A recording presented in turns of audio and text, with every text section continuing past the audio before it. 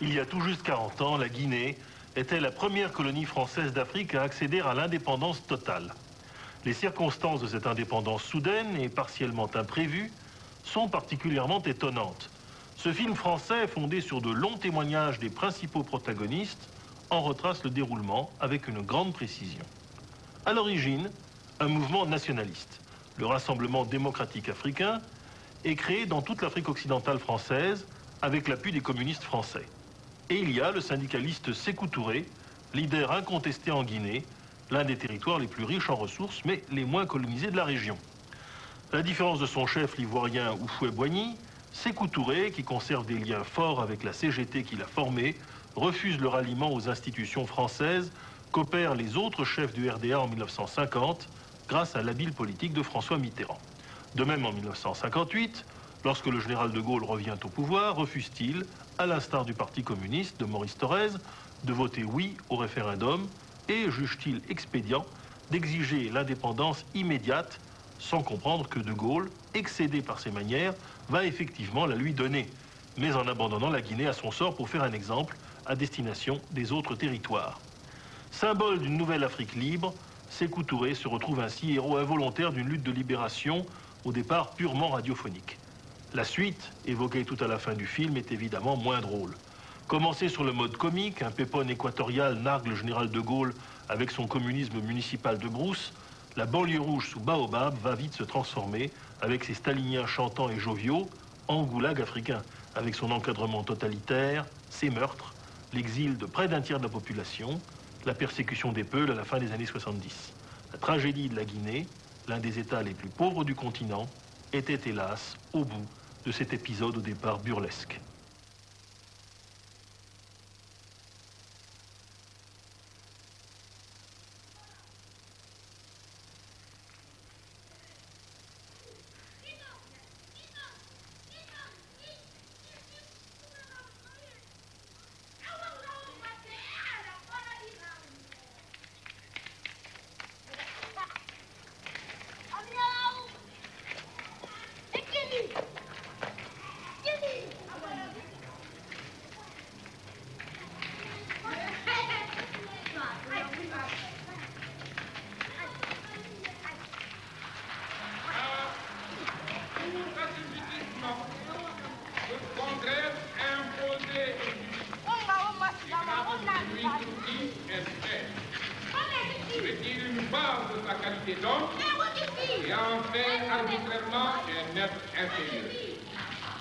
Nous préférons la pauvreté dans la liberté à la richesse dans l'esclavage.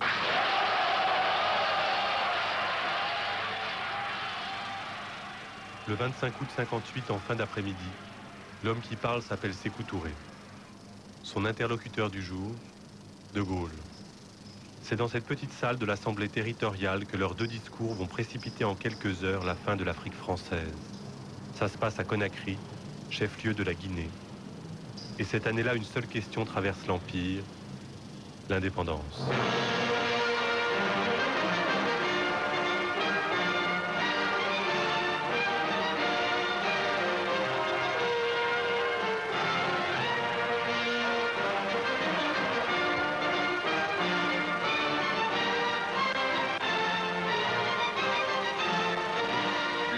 De Gaulle a voulu aller lui-même exposer les bases de la future communauté française au peuple appelés à s'y associer. Laissant à M. Guy Mollet l'intérim de la présidence du Conseil, le chef du gouvernement s'est embarqué pour cette croisière de plus de 20 000 kilomètres qui le mènerait à Madagascar, au Moyen-Congo, en Côte d'Ivoire, en Guinée et au Sénégal. Voyage long et fatigant, ponctué d'étapes rapides, mais placé sous le signe de la grande espérance que porte en elle la future Constitution. En 58, l'Afrique française ressemble à ça. Le Maroc et la Tunisie sont déjà indépendants. L'Algérie est en guerre. Les barricades ont emporté avec elles la 4e République. 3 mois après son retour aux affaires, De Gaulle entreprend une vaste tournée en Afrique noire pour tenter de sauver ce qui peut l'être. Pour couper court aux velléités d'émancipation qui se font chaque jour plus pressantes, De Gaulle propose aux Africains d'adopter par référendum son projet de nouvelle communauté. Un bulletin oui signifie qu'on souhaite rester français encore quelque temps. un bulletin non qu'on demande l'indépendance, la protection de la métropole ou le saut dans le vide. Presque tous les territoires s'apprêtent à voter oui. Eh bien, la communauté française, la voilà. C'est le général de Gaulle lui-même qui a voulu faire une tournée. Et puis, à ce moment-là, on lui a dit « Ah, mais si vous arrêtez à Abidjan, si vous arrêtez à Dakar, entre les deux, vous pouvez aussi faire une escale à Conakry, puisque Conakry se trouve entre Abidjan et Dakar. Et là, il y a M. Sékou Touré, qui est un homme difficile, qui voudrait bien voter non, mais peut-être que si vous passez une journée à Conakry, si vous parlez avec lui, peut-être arrivera-t-on à le convaincre de voter oui au référendum constitutionnel. Et le général de Gaulle a décidé de s'arrêter à Conakry, après avoir été à Abidjan et avant d'aller à Dakar. J'ajoute que, comme gouverneur général, moi j'étais hostile à cette idée-là et j'ai déconseillé fortement cet arrêt. Parce que je sentais les choses qui tournaient à l'aigre. 25 août, 8 h du matin. Sékou Touré est le seul leader à avoir choisi une tenue africaine pour accueillir De Gaulle. Il marque déjà sa différence. Pourtant, malgré l'inquiétude de la délégation française, ce jour-là, tout commence bien. La foule est rassemblée et elle acclame le cortège présidentiel.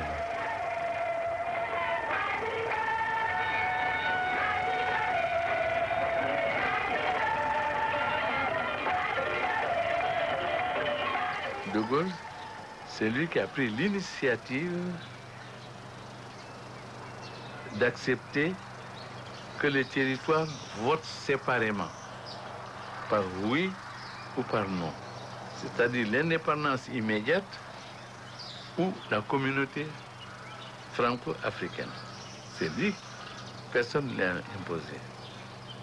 Partant de là, nous avons dit que nous allons organiser une mobilisation générale de toute la population pour qu'ils reçoivent un accueil comme il n'en a jamais vu.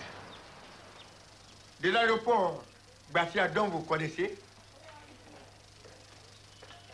jusqu'à côté de la présidence là-bas, le monde était serré comme ça. La haie était formée d'hommes de Conakry, de l'aéroport jusqu'à la ville de Conakry. Basiliso,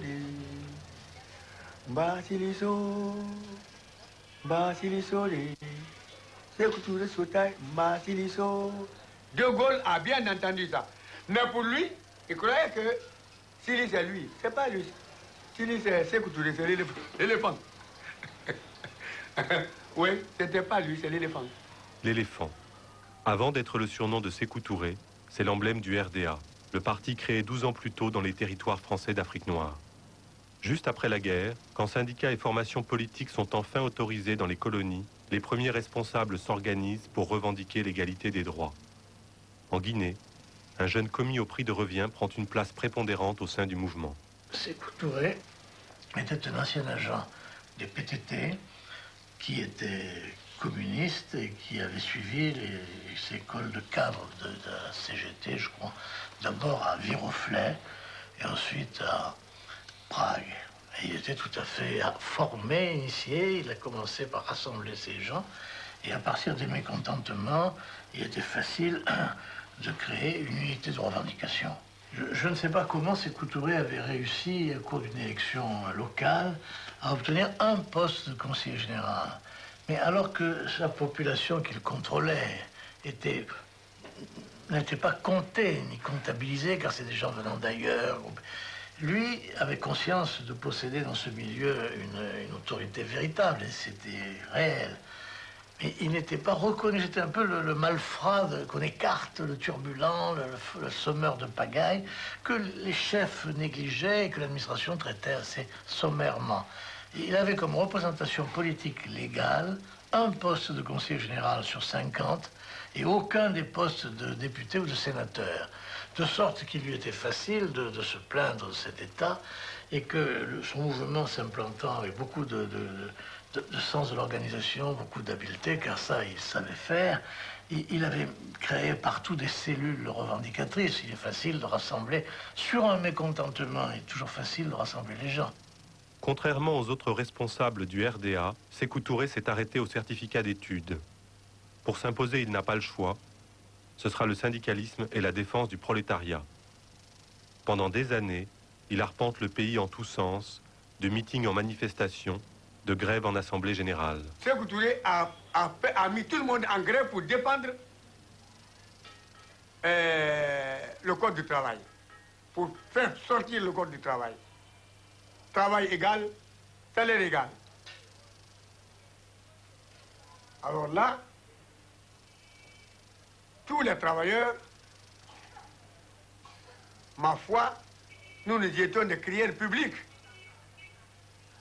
À l'époque, on n'a pas les moyens de micro et autres là, ou de radio, non. Vous sortez dans la rue, tous les travailleurs sont convoqués aujourd'hui au cinéma Rialto. Tous les travailleurs en grève sont demandés par le secrétaire général Sékou Touré au cinéma Rialto. Et de là-bas, c'est plein bombé à claquer, la route est barrée et personne ne passe. Personne n'osera passer. Mais quand Sékou Touré bouge de l'hôtel du Niger, il est dans la main jusqu'à dans la salle. Dans la main des gens en l'air. Jusqu'à dans la salle de conférence. Et quand il rentre, quand il n'y a rien, le gouvernement général n'a rien dit, il dit la grève continue. Parce que ça doit continuer. C'est là que nous avons poussé la grève jusqu'à 112 jours. Oui. 2 mois, 10 jours bien sonnés. Conakry accueille aujourd'hui le général de Gaulle, encore mieux si c'est possible que Brazzaville ou Abidjan, mais avec des torrents d'eau à l'arrivée à l'aérodrome. L'enthousiasme vraisemblable dont seule la population africaine est capable atteint aujourd'hui son paroxysme, mais un paroxysme raisonnable. Partout sur l'aérodrome, le long de la route qu'emprunte le cortège, ce n'est que cris, danses, rythmés par le tam-tam et le xylophone en bois, et partout le chant du RDA que vous entendez en ce moment en bruit de fond, le parti politique RDA qui est le plus grand et qui est le plus fort en Guinée. Le 25 août au matin, Sékou Touré n'a pas convoqué la foule pour le seul plaisir de se faire applaudir. Ce qu'il signifie déjà, c'est que tout le pays est derrière lui. Il dispute la légitimité populaire au chef de l'État français. Avant d'arriver à l'Assemblée territoriale, le général de Gaulle a un entretien bref avec Sékou Touré, en tête-à-tête, à la résidence du gouverneur. Et pendant ce temps-là, le ministre et moi, nous lisons le discours que va faire Sékou Touré et que le gouverneur Maubernat nous communique. J'étais d'ailleurs de très mauvaise humeur vis-à-vis de Maubernat parce que j'aurais dû recevoir ce discours, au moins par téléphone ou par télégramme, la veille ou l'avant-veille, pour pouvoir éventuellement demander des corrections, et en tout cas pour le communiquer au général de Gaulle, pour qu'il sache à quel discours il répondrait. Or, Maubernat s'est mal débrouillé, j'étais un mauvais gouverneur d'ailleurs, Maubernat s'est mal débrouillé, et il n'a le discours de Sékou Touré que depuis le matin même. Et c'est ce discours que Maubernat communique Bernard Cornut-Gentille, le ministre de la France d'Outre-mer, et moi, pendant que le général de Gaulle est en train de parler avec Sékou Touré dans le bureau du gouverneur. Donc, je parcours ce discours, je dirais en diagonale, parce que nous n'avons pas beaucoup de temps, et Bernard Cornut-Gentille a la même technique que moi, il lit très vite ce discours. Nous avons la même... nous retirons de notre lecture la même impression, c'est que ce n'est pas un bon discours, mais que ce n'est pas un discours désastreux non plus. Sékou Touré ressort ses formules habituelles, mais il n'y a dans ce discours que des, disons, que des points d'accrochage et non pas des choses inacceptables. Le discours a été rédigé par une commission. Une commission dont Sékou Touré même était membre. Vous comprenez? Les idées venaient et on les cochait et au fur et à mesure, après on a repris l'ensemble et on a procédé à des corrections. C'est pas Sékou qui a écrit. Il ne s'est pas enfermé pour écrire le discours. Le discours a été rédigé par une commission. Et même pour les congrès intérieurs, congrès du parti, c'était le même principe. Son discours de politique générale qu'il faisait, il le répartissait entre nous tous. Nous lisions, chacun apportait ses corrections, les lui renvoyait. Il avait une mémoire d'éléphant. Les lui renvoyait et il convoquait une réunion et on discutait pour avoir la mouture définitive. C'est ça que nous étions toujours d'accord sur l'ensemble des sujets traités et aucun de nous ne pouvait se vanter, se prévaloir tout au moins de dire que c'est lui qui a rédigé le discours. Non, ça n'existait pas. Nous le considérions comme un symbole. C'est-à-dire qu'il était le leader. Cela ne signifiait pas qu'il était le plus instruit. Mais il se trouve que de par son cheminement, c'est lui que les populations connaissaient le plus. Et comme c'était un très bon tribun, nous le considérons comme un symbole. Nous arrivons à l'Assemblée territoriale où il y a naturellement tous les conseillers, où il y a un grand nombre de fonctionnaires qui ont été invités par Sékou Touré et autour de l'Assemblée, une grande foule qui a été rassemblée par Sékou Touré pour écouter le discours parce que Sékou Touré s'est arrangé pour faire une sonorisation à l'extérieur, c'est-à-dire que son discours, qui est normalement un discours de style parlementaire, c'est-à-dire qu'il devrait s'adresser à l'intérieur de l'Assemblée, au général de Gaulle et aux membres de l'Assemblée qui sont là. Ce discours devient un discours public, puisque il y a des haut-parleurs partout, à l'extérieur, tournés vers la foule que Sékou Touré a rassemblée. Nous avons préconisé d'ailleurs de venir en tenue africaine, tenue locale. Moi, j'étais l'un des rares à être en costume ce jour-là. Mais les Kouramouo Doumbouya, beaucoup d'autres étaient venus en grand boubou, avec même des chapeaux de paille, un vrai paysan. De telle sorte qu'il était difficile de reconnaître qui a été conseiller tout le temps, qui ne l'est pas.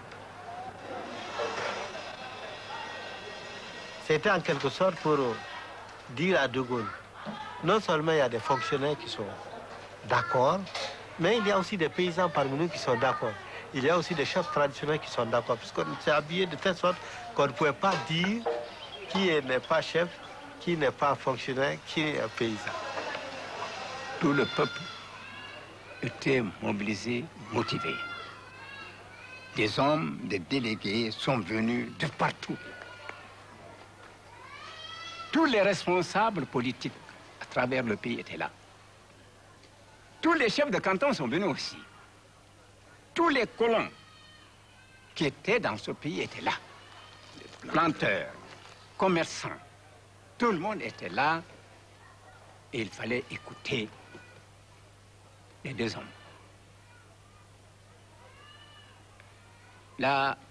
L'atmosphère n'était pas une atmosphère de guerre. Hein. Non, ce n'est pas la guerre. Mais quand De Gaulle entre à l'Assemblée territoriale, le piège est prêt à fonctionner.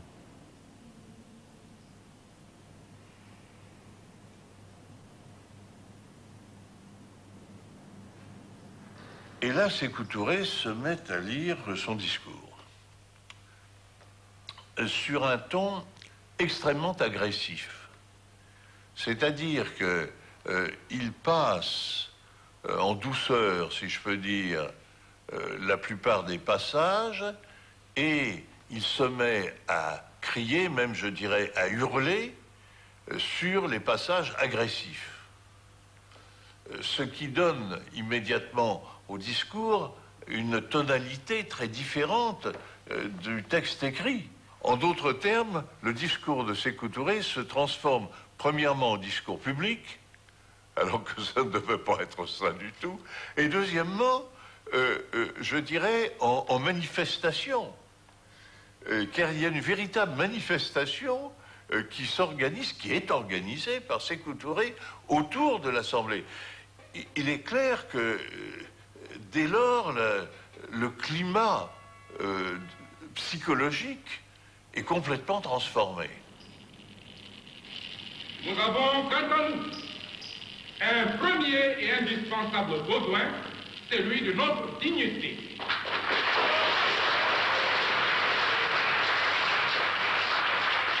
Or, il n'y a pas de dignité sans liberté. Car tout assujettissement, tout contraire imposé et subi, dégrade celui sur qui elle pèse, lui retire une part de sa qualité d'homme et en fait arbitrairement un être inférieur. Nous préférons la pauvreté dans la liberté à la richesse dans l'esclavage. Au milieu de ce tonnerre d'applaudissements, quelque chose accroche l'oreille, comme un retard à l'allumage. Et en fait arbitrairement un être inférieur. Nous préférons la pauvreté... C'est tout le contraire d'un retard. Quelqu'un a applaudi avant. Nous nous sommes organisés. Moi, j'étais à un bout.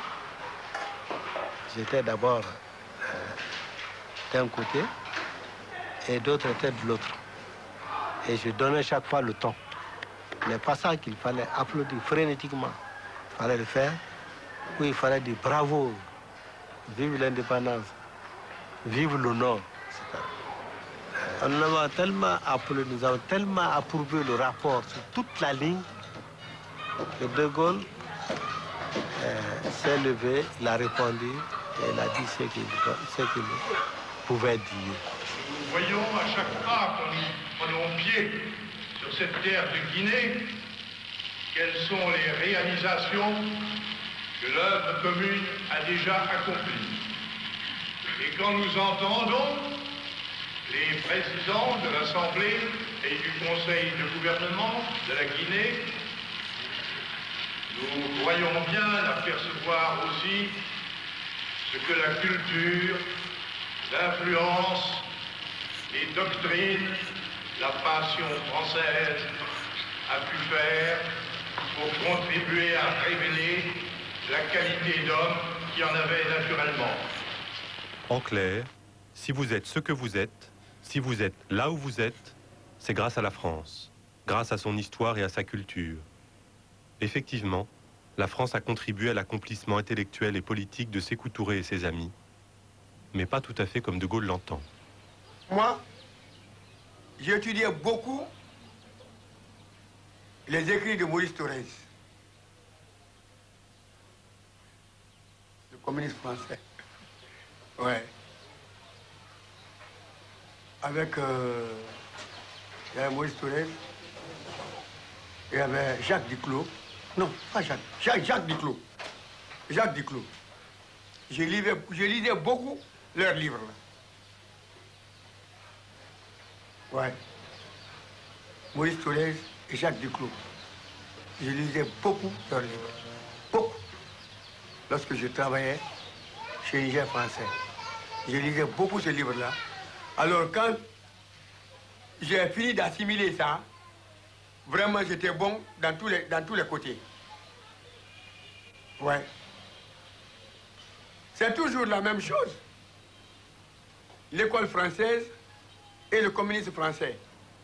Juste après la guerre, des groupes d'études communistes ont essaimé un peu partout en Afrique noire pour diffuser la doctrine du parti. Des petites cellules animées par des Français de métropole et qui enseignaient stratégie et tactique. Sékou Touré et des centaines de militants africains ont appris la pensée marxiste-léniniste grâce à des cours des brochures polycopiées, des exercices pratiques. Ah, ça m'a permis d'abord d'être politique, d'avoir une visée claire, d'avoir une visée claire, d'avoir une arme efficace de lutte et d'être surtout engagé et déterminé. Ça m'a permis d'avoir une certaine formation. Et je peux aujourd'hui me battre dans tous les milieux, sans embâche. Et ça m'a permis d'avoir le flair politique. Non, ça a été d'un apport très efficace. Ces leçons sont rapidement mises à profit pour structurer le RDA en Guinée. Comité des femmes, comité des jeunes, comité de quartier, personne n'échappe au parti. Dès qu'il y avait un meeting au Rialto ou bien au Vox, immédiatement après le meeting, c'est moi qui faisais l'article que je publiais dans le journal, qui était soit Liberté, avant Liberté, coup de bambou. Et d'un côté, il y avait l'ouvrier aussi, c'est le journal des travailleurs. Donc nous étions au four et au moulin. Nous étions syndicalistes, responsables syndicalistes, et nous avions le langage syndicaliste quand il le fallait. Et sur le plan politique aussi, nous étions les responsables politiques et nous tenions le langage politique approprié qu'il fallait. Et nous sommes à la base. Donc, quand il faut rassembler les gens, je prends mon sifflet et je sors. Quand je siffle seulement, tout le monde est à l'écoute. Tout le monde est à l'écoute. Quand je siffle seulement, tout le monde est à l'écoute. Qu'est-ce qui se passe aujourd'hui? Ah, nous avons un meeting. À telle heure, tous les militants sont conviés à assister à ce meeting.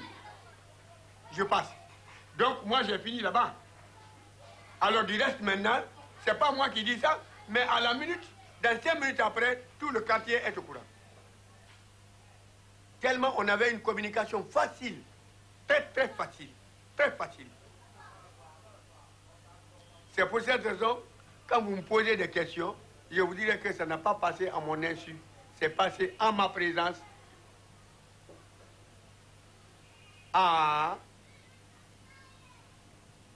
Les autorités coloniales n'ont pas tardé à percevoir le danger. Plus le RDA s'organise, plus la répression s'intensifie. Les communistes français sont renvoyés en métropole, de nombreux militants guinéens sont arrêtés, l'activité politique est surveillée. En 1954, lors d'une législative anticipée, des manipulations électorales privent Sékou Touré d'un siège de député à l'Assemblée nationale française. À l'époque, les 85% des électeurs étaient illettrés. Et il arrivait que les chefs de canton alignaient les gens et leur donnaient des bulletins de vote. Au vu et au su de tout le monde. Il y a toujours eu des trucages.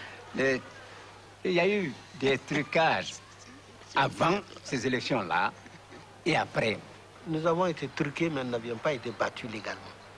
Nous avions été trichés et nous avons exploité à fond ce comportement du colon à notre égard. Et comme en général le faible est très sensible à l'injustice, ça nous a aidés à mobiliser nos masses. Il y avait même un journaliste français ici, Maurice Voisin, qui a dit un Sékou Touré triché, un Sékou Touré battu arbitrairement est plus méchant que Sékou Touré battu légalement.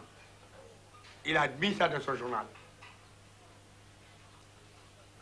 Alors Sékou Touré battu illégalement, c'est à la gare d'Ixine qu'il a été reçu.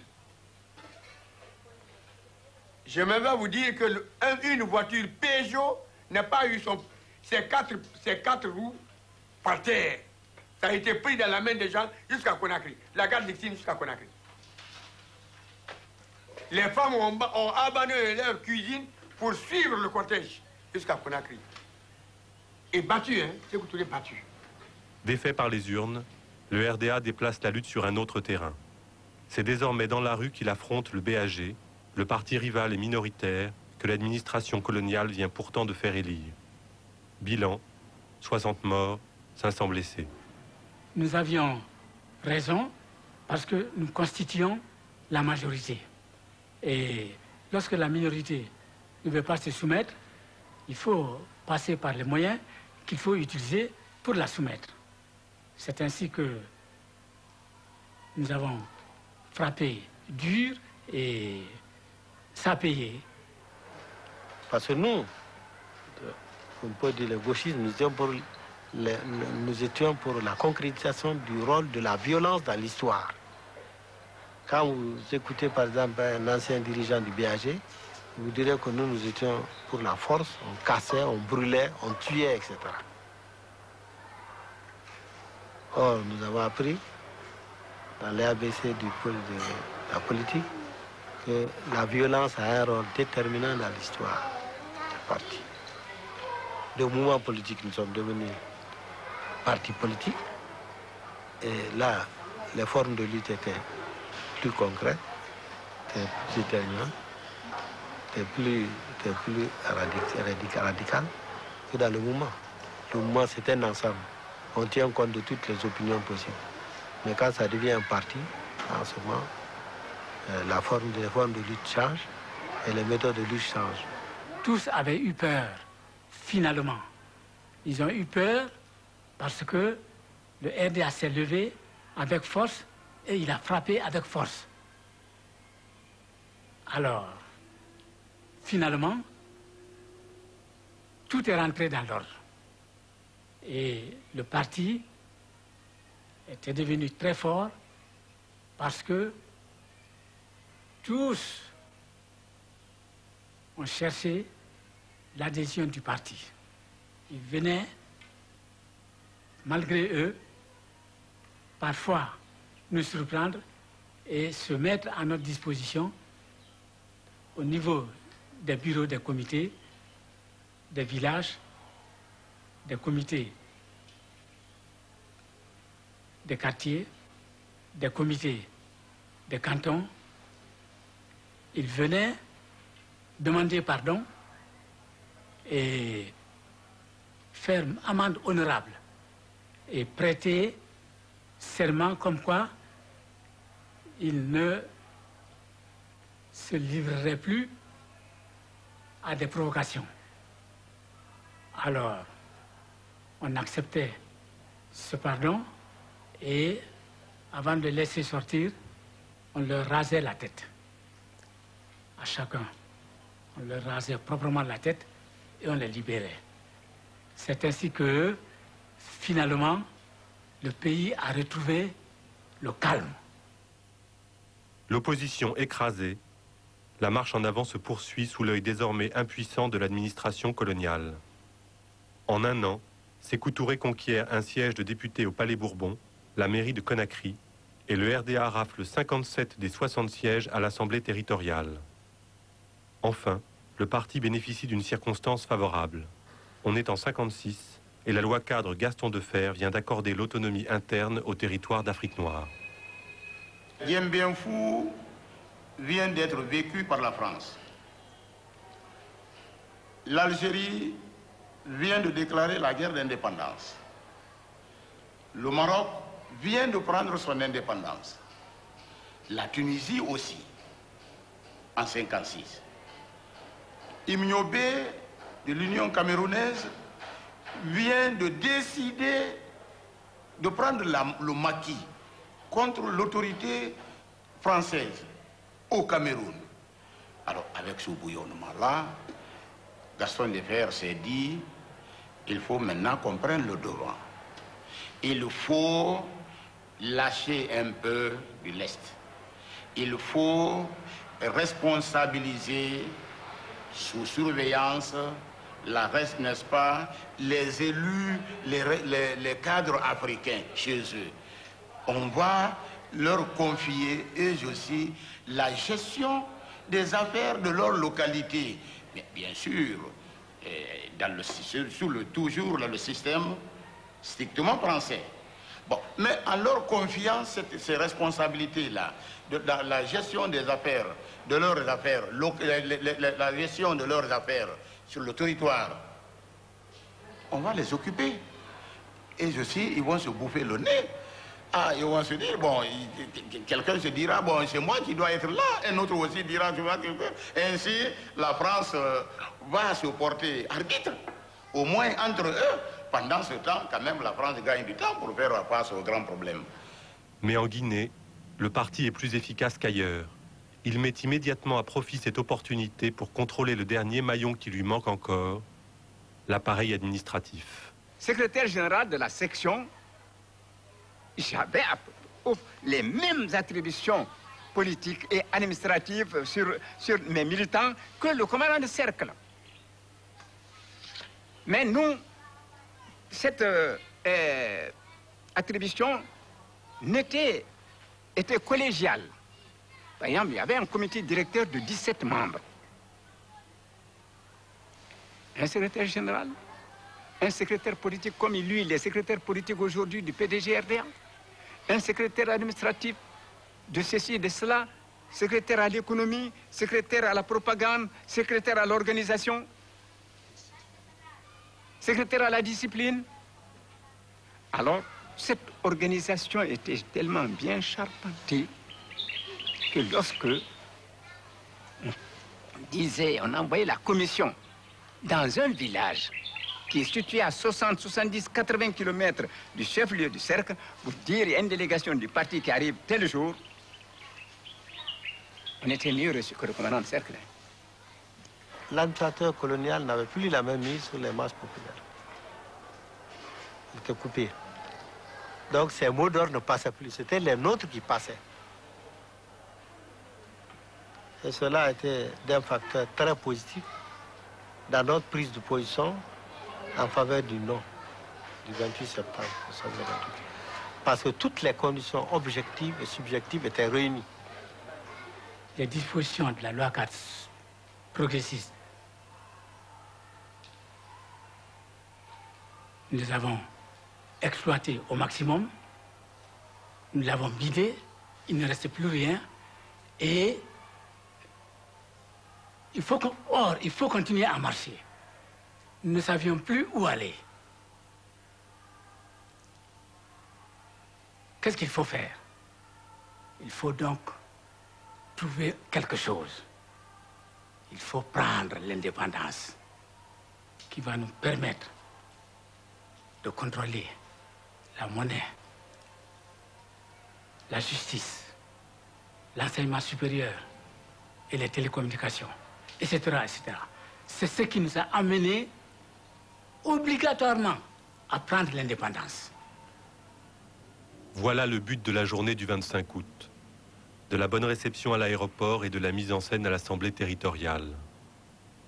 Encadrés par le parti, tous les Guinéens sont venus pour dire non à De Gaulle, non à son projet de communauté, non à son ultime tentative pour retarder l'indépendance totale. Cette communauté, la France la propose. Personne n'est tenu d'y adhérer. On a parlé d'indépendance. Je dis ici plus haut encore qu'ailleurs que l'indépendance est à la disposition de la Guinée. Elle peut la prendre le 28 septembre en disant non à la proposition qui lui est faite. Et dans ce cas, je garantis que la métropole n'y fera pas obstacle. Elle en tirera bien sûr des conséquences. Mais d'obstacle, elle n'en fera pas. Et votre territoire pourra, comme il le voudra, dans les conditions qu'il voudra, suivre la route qu'il voudra.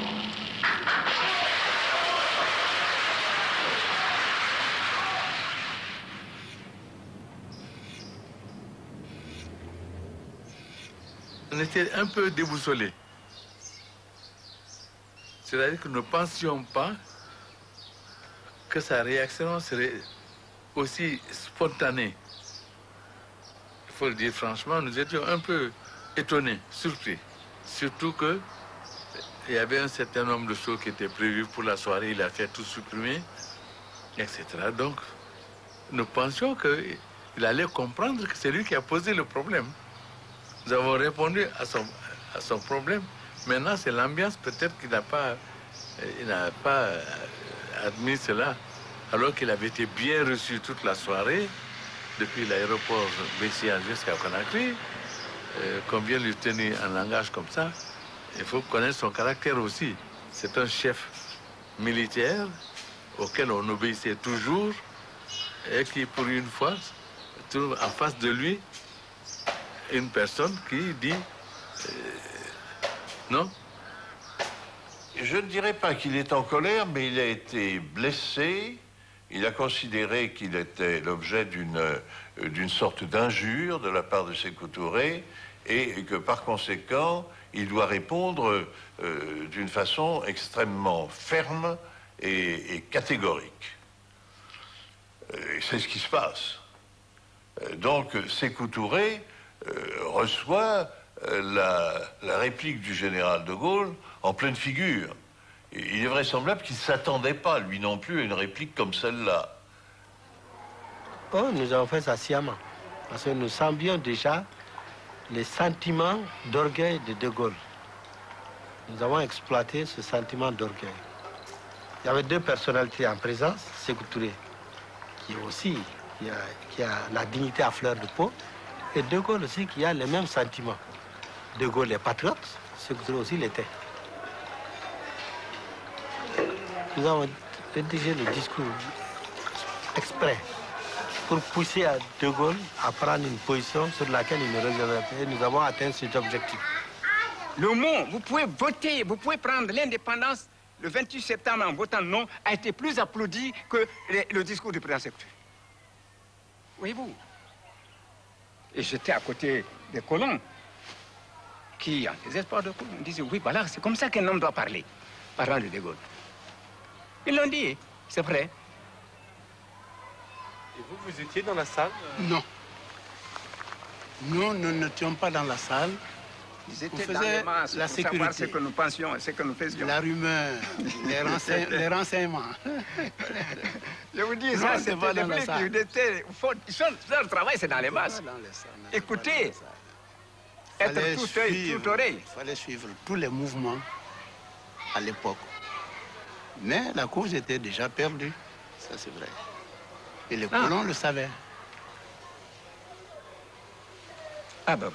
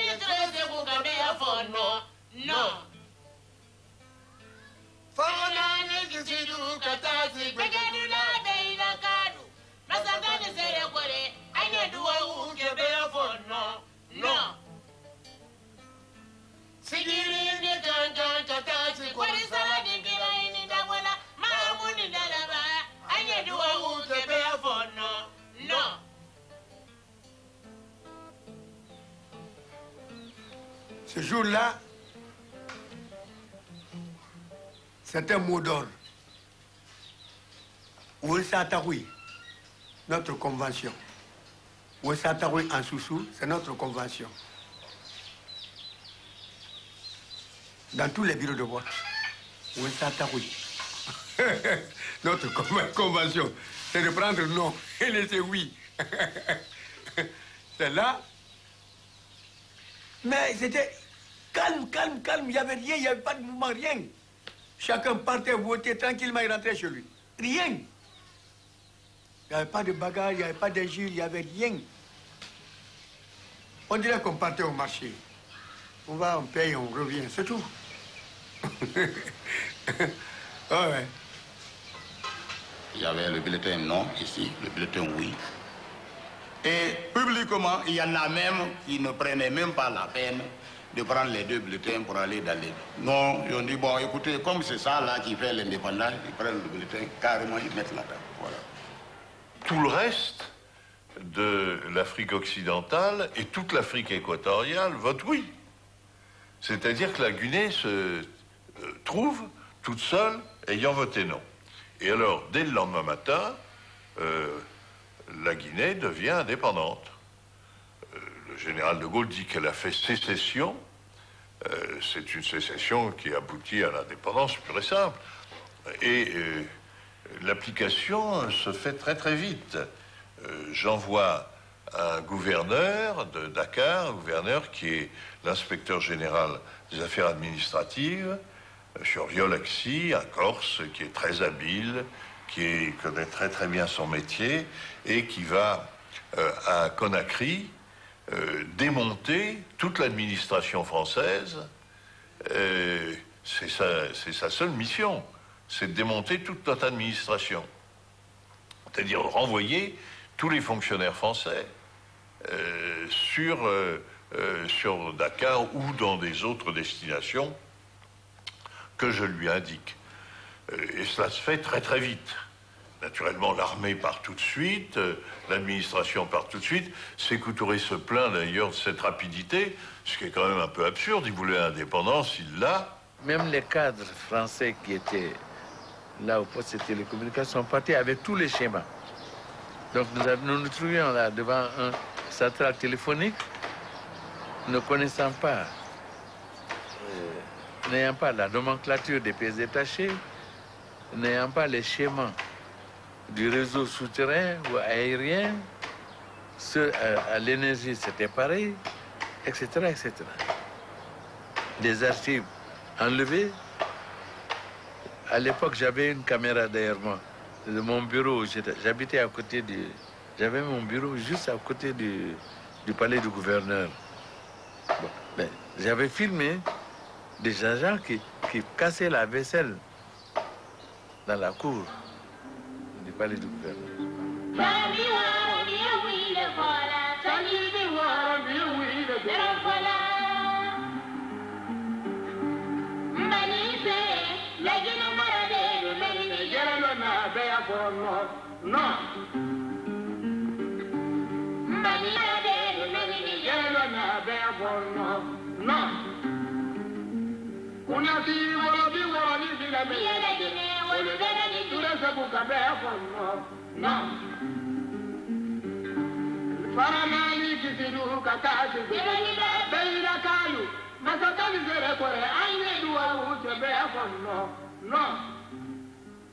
La Guinée a quitté le giron français contre l'avis de ses voisins, le Sénégal de Senghor et la Côte d'Ivoire d'Houphouët-Boigny.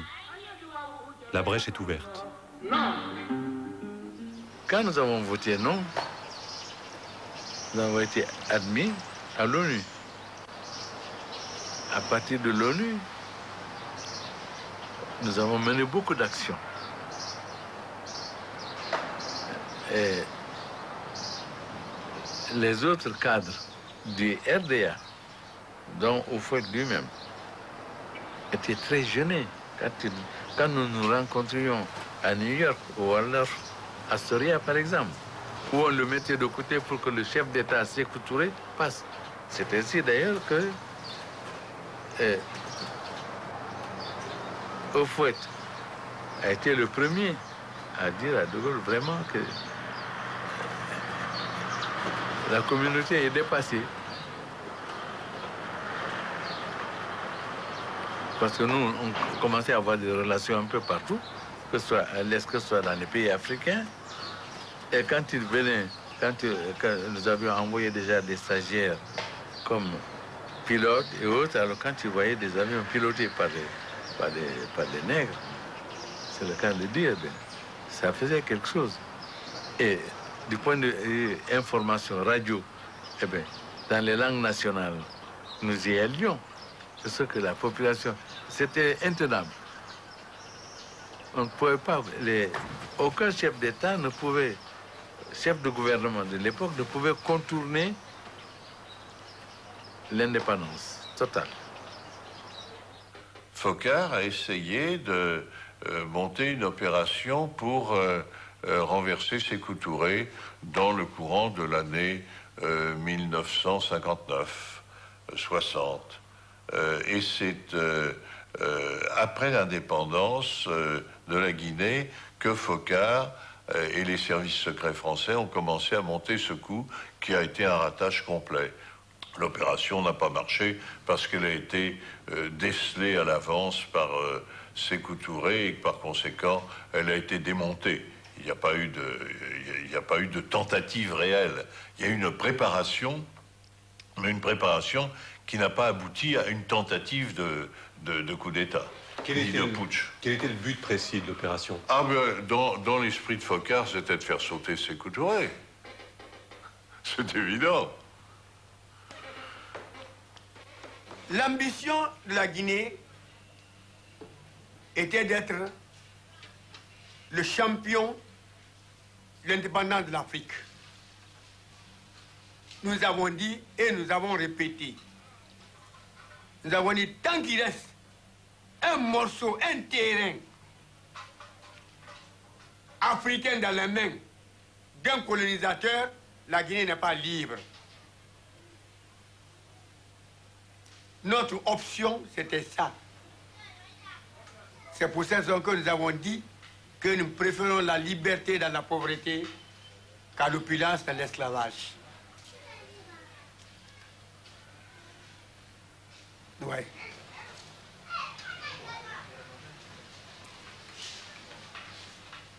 La Guinée a conquis son indépendance grâce à l'appareil du parti.